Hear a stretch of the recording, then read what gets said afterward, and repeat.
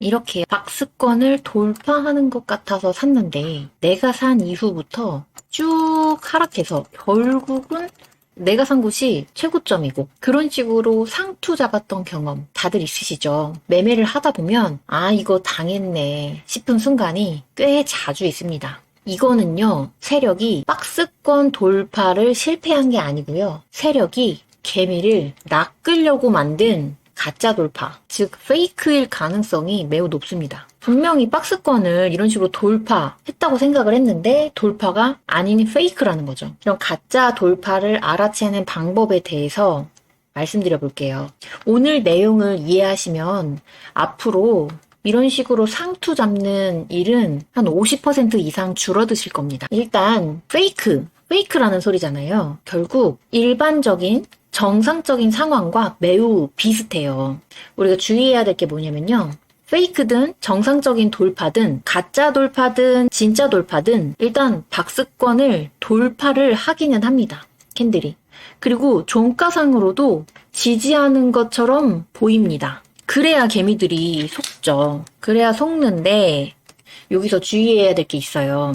일단 윗꼬리가 너무 길다? 너무 길면 의심해야 됩니다. 어느 정도로 기냐면요. 그 전에 발생했던 일반적인 고점의 이런 높이들보다 더 길어요. 그러니까 최고 높이 고점을 찍은 윗꼬리를 다한다. 기존의 박스권에서는 살짝살짝 그 박스권 고점을 넘었는데 어느 일정 가격대보다 높은 수준의 윗꼬리가 생긴다는 거죠.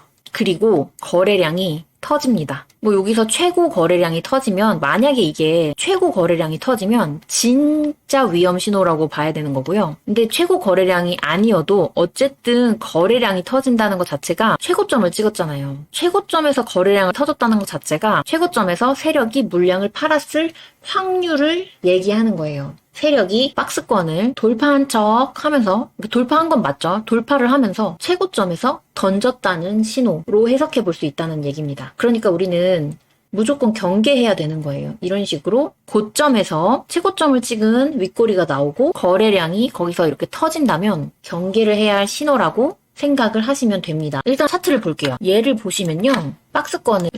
박스권을요. 돌파를 해요. 이렇게 그어볼게요. 근데 박스권을 돌파한 다음에 여기를 지지를 해줘야 되거든요. 지지의 기준, 박스권을 지지를 하던가 아니면은 5일선을 지지를 해야 합니다.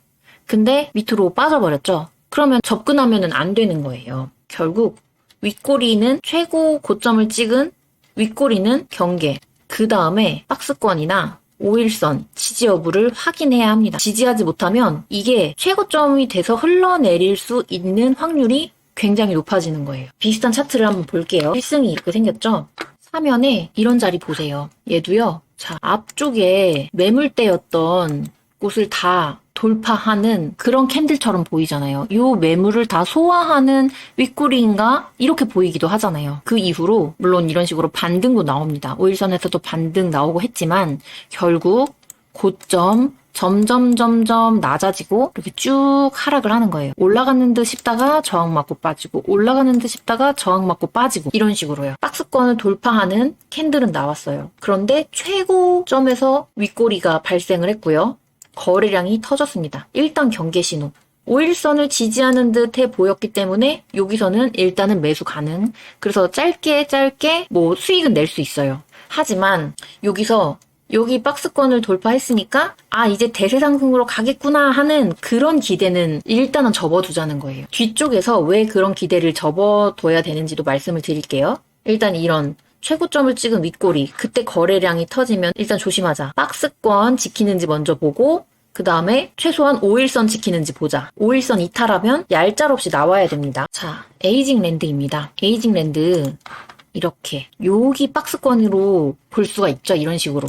근데 이 박스권 여기서 돌파를 못했고 여기서 이제 돌파하려나? 이제 박스권 상단 이렇게 지지해주고서 위로 가려나? 혹은 5일선 지지하고 가려나? 싶은데 지지 못하죠. 그러면은 5일선 지지하나 싶은 여기에서는 들어가 볼 수는 있지만 5일선 이탈하면 무조건 손절을 해야 합니다. 최고점 찍은 윗골이 나왔고 그때 거래량 터졌어요. 무조건 경계해야 되는 신호로 볼 수 있습니다. 저는 이럴 때 5일선에서도 잘 안 잡아요. 뭐 여러 가지 경우가 있겠지만 5일선에서도 잘 안 짰습니다. 굉장히 경계를 해야 되는 신호거든요. 여기도 보세요. 박스권을 돌파하는 것 같은 이 캔들이 나왔어요. 근데 최고점 찍었죠?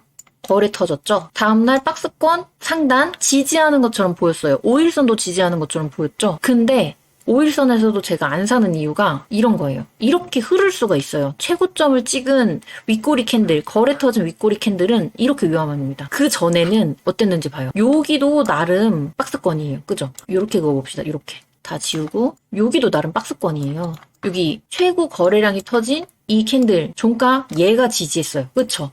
근데 얘 최고점에서 윗꼬리 발생했고 거래량 터졌죠. 무조건 조심해야 되는 거예요. 다음날 5일선 지지한다? 이런 거 경계해야 됩니다. 5일선 지지가 무조건 좋은 게 아니에요. 이 같은 현상이 여기서도 나타났다고 보시면 됩니다. 5일선 지지하는 척하고 쭉 빼고 5일선 지지하는 척하고 쭉 빼고 최고점에서 터진 윗거리가 정말 위험해요. 여기서 박스권 돌파했다, 지지했다 이런 식으로 생각하면 안 된다는 거예요.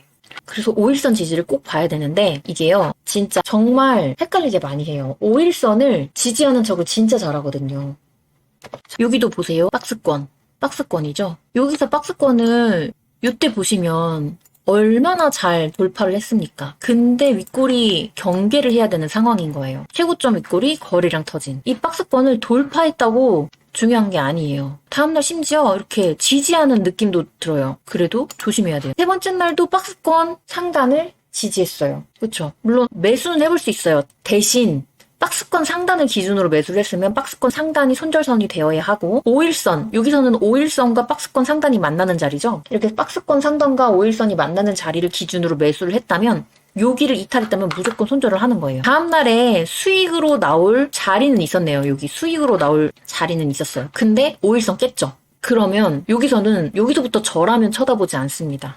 네, 이렇게 쭉 빠졌어요. 쭉 빠졌어요. 최고점에서 나오는 윗꼬리, 그리고 거래량 터진, 그리고 그 다음에 끈질기게 개미 달라붙으라고 계속 박스권 상단 지지해주는 이 지독한 세력의 의도 보이시나요? 개미를 물리게 하겠다. 개미를 태우겠다. 그래서 여기 다 손절하게 만들겠다. 그런데요, 이게요, 박스권 돌파하는 윗꼬리, 긴 윗꼬리에만 해당되는 건 아니에요. 조금 더 주의해야 될 다른 차트도 있어요. 자, 여기 이렇게 박스권이거든요. 보이시죠? 보시면 박스권 돌파를 못하고 빠지고 돌파 못하고 빠지고 근데 돌파를 했어요. 심지어. 그쵸? 그리고 또 이틀 동안 지지도 했어요. 박스권 상단 아랫꼬리로 지지, 박스권 상단이랑 5일선을 아랫꼬리로 지지해서 버텨줬단 말이죠. 근데 중요한 건 이날 최고 지점으로 윗꼬리 살짝 발생을 했고 최대 거래량 터졌어요. 최대 거래량 터지면 진짜 위험 신호라고 말씀드렸죠? 얘는요, 이렇게도 보셔야 돼요. 여기서 작게서는 1파, 2파, 3파 상승이 있었던 거고요. 크게 보면요, 1파, 2파 상승 파동까지 나온 겁니다. 2파 상승 파동 중에서 고점을 또 한 번 찍은 거예요. 또 한 번 갱신을 했다는 말이에요. 그러면 주가의 위치상으로도 고점이고요. 주가 위치 상으로 고점, 그리고 파동상으로도 2파 상승 이상 했기 때문에 고점이라는 거예요. 주가 위치적으로도 고점, 파동적으로도 고점이라는 거예요. 무조건 박스권 돌파했으니까 지지보자 하고 들어가면은 이런 데서 손절하면 되기는 해요. 근데 이런 손절도 3% 5% 손절도 모이면 크잖아요. 이런 자리에서 굳이 이렇게 최고점에서 거래량 터진 캔들, 윗꼬리까지 나온 캔들 나왔을 때 굳이 들어가지 말고 한 번 더 충분히 지켜보는 게 필요하다고 생각을 합니다. 그러니까 정리를 해서 체크리스트를 말씀을 드리자면 첫 번째, 돌파봉 나왔다고 흥분하지 말자. 두 번째, 뭘 봐야 된다? 주가의 위치 봐야 된다. 이게 전반적으로 고점인지 아닌지 파동 위치도 봐야 된다. 그리고 이 돌파봉 자체가 최고점 찍는 윗꼬리 나왔는지 확인을 하자. 그리고 이때 거래량 터졌는지 확인을 하자.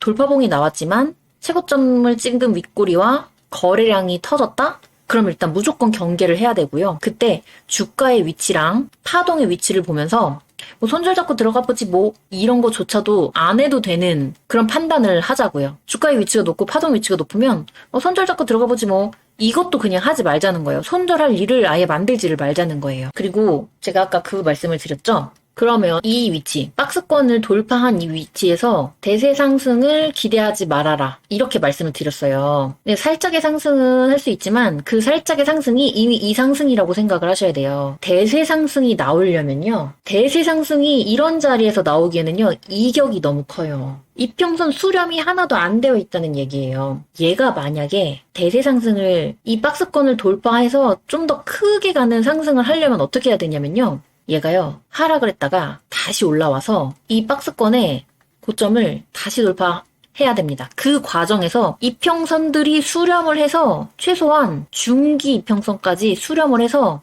얘가 급등이 나와도 괜찮은 그 주가적인 위치를 만들어야 돼요. 중기 이평선이 뭐예요? 저는 33일선이랑 60일선 이 정도를 생각합니다. 그러니까 최소한 33일선까지는 모아줘야 된다는 말이에요. 5일선, 11선, 21선, 33일선, 60일선까지도 모이면 좋고요. 근데 적어도 33일선까지는 무조건 모여있는 이런 자리에서 주가가 이런 자리에서 빼꼼하고 박스권을 돌파했을 때 그때 급등이 나올 확률이 높은 거지. 그냥 박스권만 돌파해서 지지한다고 이격 무시하고 대세 상승을 간 확률은 매우 적다는 거예요. 이렇게 갈 수도 있죠, 당연히. 근데 확률적으로 이격을 모으고 가지. 이격이 벌어진 상태로 그냥 무식하게 달릴 주식은 많지 않다는 거예요. 그러니까 일반적으로 박스권을 과하게 돌파하는 돌파봉이 나왔다? 윗꼬리가 최고점이다? 거래량 터졌다? 무조건 경계. 5일선 지지한다?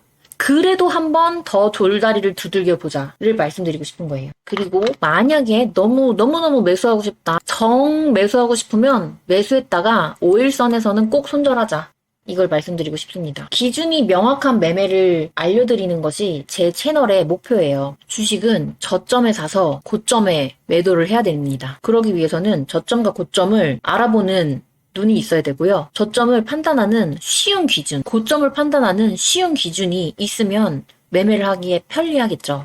어려운 지표 다 필요 없이 이평선만 가지고 저점에서 매수 할 수 있는 타점 잡는 방법, 고점에서 매도할 수 있는 타점 잡는 방법에 대해서 아주 쉽게 설명한 영상을 고정 댓글 여기다가 작성해 놓을게요. 이거 가서 이것도 꼭 배우시고 물리지 않고 저점에서 잘 매수해서 고점에서 잘 매도하는 방법 꼭 배워가시길 바래요. 그럼 다음 시간에 더 좋은 영상으로 또 오겠습니다. 안녕.